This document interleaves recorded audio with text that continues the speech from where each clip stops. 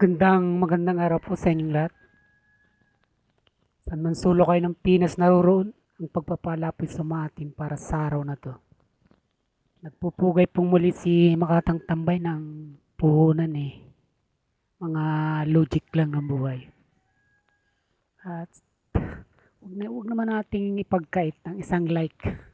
Kahit paminsan-minsan, napakahalaga po niyan at yan ay hindi natin nakakalimutang hilingin sa inyo.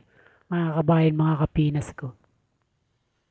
At napapanahon ang topic na gusto nating pag-usapan ngayon. At ito'y sa dalawang impeachment na napipinto na ihain ngayon dyan sa Kongreso. At ito nga ay sa pagbubukas ng session ngayong January 2026. At hindi ba gusto lang nating ibalik tanaw na hindi ba ang nangyari sa naunang impeachment ni Vice President Sara Duterte na ibinasura nga ng Supreme Court ay hindi ba ngayon muling February 6 ay maaari na uling maghain ng impeachment laban sa pangalawang pangulo. Kasi nga 1 year roll ban yung kanilang nalabag nung unang impeachment nila.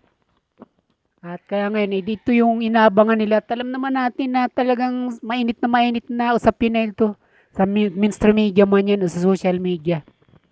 At yung mga dati pa ring mga personalidad ang makikita natin dito na talaga ito rin yung nagsulong ng naunang impeachment laban nga dito kay Vice President Sara Duterte. At siyempre itong dilawan inangunguna rito at ang mga kaliwang grupo. Sa kabilang banda naman, maugong na rin. Kaya nga dalawang impeachment itong nais nating pag-usapan ngayon sa abot ng ating mahihimay na mga saloobin sa napakalagang isyong ito para sa panahong ito. At hindi ba nagpahayag dito si Congressman Igay Erici na may mga tao nga, may mga ilan nga na lumapit sa kanya na para sampa ng impeachment itong si Pangulong Bongbong Marcos dahil sa mga maanumalyang pinirmahan nitong GAA mula 2023, 2024 at saka 2025 itong General Appropriation Act. At ito ay grounds nga sabi nila na isang betrayal of public trust ayon pa sa kanya. Unahin muna natin itong kay Vice President Sara Duterte at ito naman talaga yung nauna, di ba? Alam naman natin na itong impeachment na ito ay talagang kumbaga kulang na kulang ito sa Ricardo. Kumbaga sa isang lutuin ay masyado tong matabang na pinaalat lamang sa pamamagitan ng mainit na mga intriga. Na alam naman natin pag sinabing intriga ay halos hindi mo ito maaring maasahan na may katotohanan ito. At isa pa, sa pamamagitan na rin ng mga lumitaw at lumabas na ito pala ay talagang nangyari lamang dahil nga sa pamamagitan ng pira na inilaan na kung sino man ang nakatataas diyan sa Kongreso na siya mismong naglaan ng budget para dito. Hindi naman ito tagong bagay. At hindi naman sa atin ito mismo nagsimula. Hindi ba ito na rin yung inilantad ni Congressman Toby Chanko na 150 million nga yung ginugol dito sa isang perma ng bawat congressman para lang ma-impeach nga nila dyan sa Kongreso si Vice President Sara Duterte. At ngayon, ito na. Ito yung pinakaabangan ng mga gigil na ma-impeach na nga ito si Vice President Sara Duterte ngayong February, itong taon na ito ng 2026. Dahil nga atat na atat sila na kumbaga naroon yung kanilang takot at labis na pagkaingit na ito nga hindi humuhupa kaya ang pananatili nitong nangunguna sa lahat ng survey. Itong listis sa survey lang nitong January. Talagang siya pa rin walang iba. At pagkatapos ay kabaliktaran naman ito ay yung halos suba-sub, baon na baon na pagkalagapak ng rating naman ng isang pinakamataas nating public official din, ang mismong Pangulo. Ibig sabihin talagang walang nangyayari. At samantalang walang nangyayari sa mga paninira nila kay Vice President Sara Duterte at sa pamamagitan ng survey ay nalalaman natin ito sa kanyang pangunguna parati. Ito na taliwas naman kay Pangulong Bongbong Marcos na wala rin nangyayari. Sa halip na makabangon ito, lalo itong nalupagi at nalulubog talaga sa pagkagapi. Kung ang pag-uusapan ay trust rating, approval rating at performance rating. Talagang nilalampaso talaga siya ni Vice President Sara Duterte.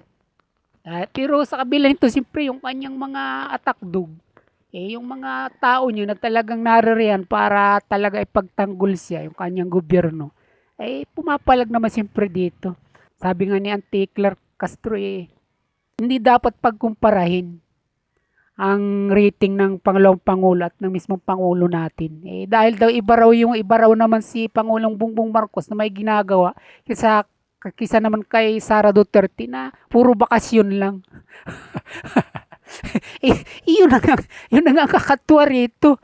Kung talagang gano'n na nangyayari, bakit parating ito ang ayos sa rating sa anumang survey na isagawa? Pulse Asia man yan, o SWS man yan, Publicus man yan, o WR numero man yan. O yun na nga nakapagtataka dito. At kaya nga, di masasabi natin na dapat ba natin talagang paniwalaan na hindi dapat pagkumpara. Dahil yung isa nagtatrabaho, yung isa naman ay napakahilig magbiyahe o mag-trip sa abroad at saka di magbakasyon nga, yun yung sabi niya rito. Pero dapat pagkumparahin. Okay. At kung paano na nga itong mga impeachment na ito na napipinto, na dala-dalawa na nga. Nung nauna ng impeachment, kagaya ng nasabi ko kanina, punong-puno ng intriga. Kaya lamang ito nangyari. At ngayon ay halos itinuturo ng mga pangyayari at ng mga ebidensya at ng mga lumipas na mga buwan na rin o taon na talagang nasa likod ng pag-impeach na ito kay Sara Duterte, walang iba kundi si Speaker Martin Romualdez lamang ang nagsusulong. Para saan? Dati na ito. Para wala siyang makakalaban sa darating na 2028 presidential election. Yun lang naman yung nasa likod nito. At kaya natin to binabanggit kung gaano nang magiging kalagayan nito sa ngayon. Sa ngayon na si dating Speaker Martin Romualdez wala na sa kanyang pisto ngayon at napalitan na nga. Ngayon, ang ibig nating sabihin dito, ganun pa rin ba? Ganun pa rin ba yung magiging init nito sa pagtanggap sa kongreso, sa pagtalakay ng mga congressman? Sa pagsusulong muli nito na para nga ito sa darating na February 6 at yung kaya yung katapusan ng 1-year rule bar na dinisyonan ng Supreme Court. Sinasabi nga natin dito, ganun pa rin ba ito katibay? Ganun pa rin ba ito katatag?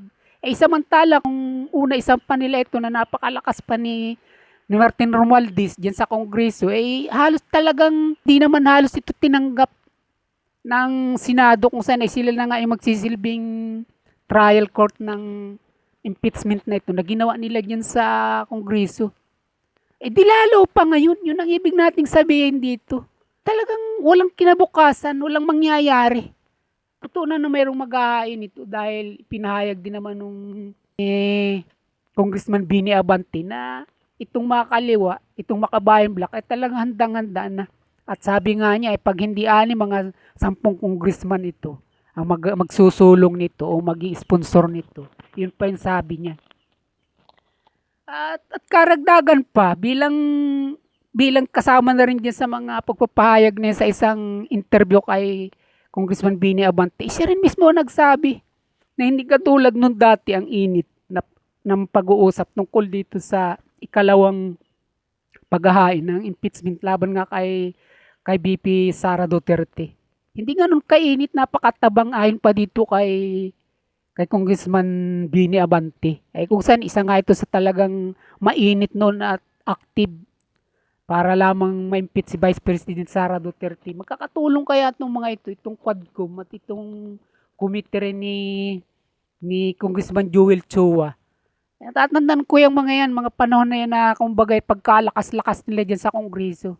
At ngayon nga, nagumupo na yung kanilang, nawala na sa poder itong kanilang itong kanilang sinusunod na si Speaker Martin Romualdez, nakikita natin na lumalambot at lumalamya ang mga ito. At isa pa, dahil talagang sa matatagal ng politiko ang mga ito, alam na rin nila yung galawan at totoong takbo. Alam nila habang tumatagal, lalong tumataas, wala namang pagbabago sa nagiging kalagayan ng pagsira nila sa mga Duterte. Bagkus ay lalong lumalakas at ito namang nagsusulong sa kabaliktaran naman ay pasubasub ng pasubasub. At ngayon kung ikaw ay politiko na, veterano na, alam mo naman ay kalalagyan mo kung saan ka talaga dapat lumugar at kung saan kung sino yung dapat mong paboran sa mga nangyayaring ito. Alam mo na parang kumbaga yung barkong kabila na dati mong sinasakyan ay medyo tagilid na yung pwisto. At punong-puno na ito ng tubig at maano mang sandali, maaari itong lumubog kung ito magiging maganda yung pag-aawas ng tubig na patuloy na pumapasok sa loob nito. Samantalang itong kanilang pinipilit sirain at pabagsakin, tumataas naman ng tumataas samantalang papalapit yung mga panahon na talagang doon kinakailangan na ito. Itong kanila sana na mga plano na pabagsakin ng Duterte, itong 2028 presidential election. Ngayon kung ikaw yung politiko, nasanghasa na sa mga pangyayari niyan sa Senado man yan o sa Kongreso, saan ka papapabor? Sa palubog na sinasakyan mo dating barko, dito sa alam mo na talagang lulutang ito. At talagang ito yung mangingibabaw na sasakyan ng napakaraming mga tao. Kasi nga ito yung hindi puno ng intriga, hindi ito puno ng pagnanakaw, hindi ito puno ng kontrobersya. Kumbaga bago pa lamang ito. Bagong pintura, malinis na malinis pa. Ganyan yung ating pagkukumpara dito. Ngayon kung ikaw yung politiko, saan ka pa, hindi ba? At katulad na sinabi ni Congressman Bini Abante, talagang, kumbaga, mayroon magsusulong pero ang buong Kongreso ay hindi siya makatitiyak na talaga ito'y susuporta muli na kasing init nung nauna nilang ginawa. Yun yung pag-amin niya rito. At samantalang sa kabila nito ay gano'n naman yung pagkabahala ng mga alyansa ni Pangulong Bongbong Marcos sa umuugong na usapin na si Pangulong Bongbong Marcos ang ipapa-impeach ngayong taon na ito sa pagbubukas ng Kongreso. Paano hindi sila rito mababahalay? Alam nila na yung naging grounds nito o yung mga naging basehan talaga may katotohanan. Paano may tatanggi ang napakalaking nakawan? Dahil lamang sa mga pinirmahan niyang mga sagaaw itong General Appropriation Act na kung bagay 3 taon na kung bagay tinotolerate niya. O nga halimbawa kung sa unay kulang yung kanya pang pagtukoy dito, maaaring nakapirma siya ron dahil hindi pa nga niya masyadong nakakabisa dahil napakakapal naman kaya niyan para mo isa-isahin at para suriin na yun ay may maanumal yan. Kailangan mong ibito o wag mong pirmahan. Pero mo sa loob ng 3 sunod-sunod na taon na ganun ang ginagawa niya. Kaya nangangamba ang mga kalyado niya na talagang may posibilidad na ang kulang lamang dito ay magkakaisang pipirma diyan sa Kongreso yung 1/3. At maaaring mangyari ito at maisulong. At mahirap nilang pabulaanan ito kasi nga yung GAA, hindi mo pwedeng itanggi na siya naman talaga ang huling pumipirma doon, na siyang nakakaalam. At hindi isang beses kundi hanggang 3 beses at pang-apat itong 2026 na pirmahan na rin. Yan yung ating sinasabi rito. Kaya ang mangyayari, may posibilidad na mabaliktad yung yung mga momentum dito. Sa halip ng gusto nilang ibaon, yun ang posibleng lumutang dito at sila yung maibabawan dito at sila yung mapunta sa ilalim. Kaya nga't nang nangyayari nito para talagang gulong. Hindi pa man tumatagal, nakakarama na sila na kung yung tao na talagang pinipiit nila at ginigipit noong mga panahong nakaraan ay nasa ilalim. Ngayon ay may posibilidad na ito naman yung mapapunta sa ibabaw at sila naman yung madaganan at mapunta sa ilalim. Ganyan po ang buhay, mga kabayan, mga kapinas ko.